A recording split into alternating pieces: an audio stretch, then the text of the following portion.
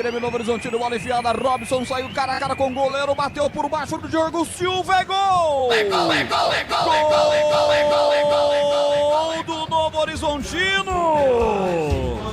Na marca de 13 minutos do segundo tempo, o segundo gol dele, Robson não perdoa, ele marca, 2 para o Grêmio, 0 para a Ponte, bela enfiada por detrás da zaga da Ponte, ele sai cara a cara com o goleiro e fulmina para o fundo do gol, 2-0, o que vale é o detalhe, conta aí, Pepe.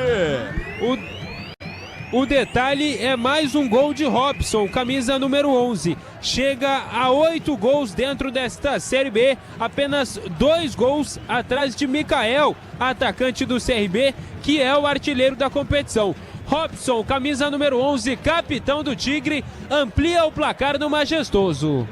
2-0 aqui, vem Grêmio Novo Horizontino, bola enfiada, Robson saiu cara a cara com o goleiro, bateu por baixo do Diogo Silva, é gol! É gol, é gol, é gol, é gol, é gol, é gol, é gol, é gol do Novo Horizontino!